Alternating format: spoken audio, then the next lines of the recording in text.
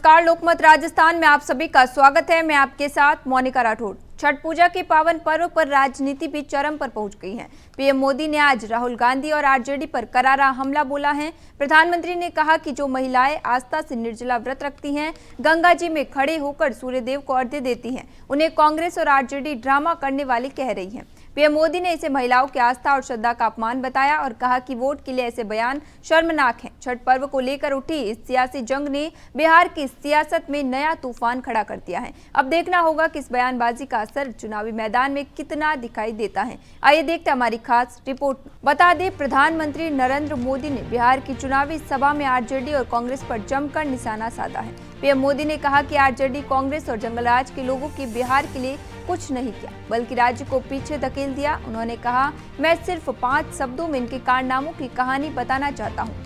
कट्टा, क्रूरता, कटुता, कुशासन और करप्शन, यही जंगलराज की पहचान है। यही उनके साथियों और आरजेडी की पहचान बन गई है। पीएम मोदी ने कहा कि जहां कटुता और करप्शन का राज होता है, वहां कानून दम तोड़ देता है और सामाजिक न्याय की बात खोखली साबित होती है।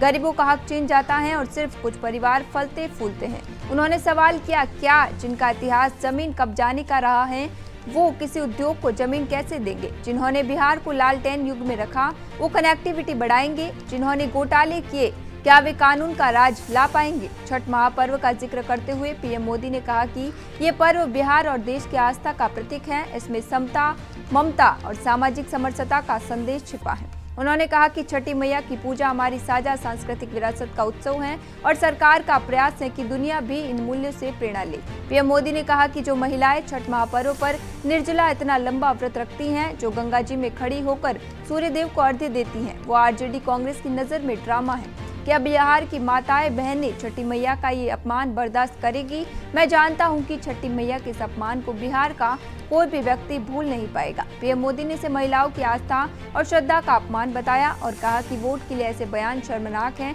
अब देखना होगा कि छठ पर्व को लेकर उठी इस सियासी जंग ने बिहार की सियासत में नया तूफान खड़ा कर दिया है। अब देखना होगा कि इस बयानबाजी का असर चुनावी मैदान में कितना दिखता है। ऐसी ही तमाम खबरों के लिए बने रहिए लोकमत राजस्थान के साथ।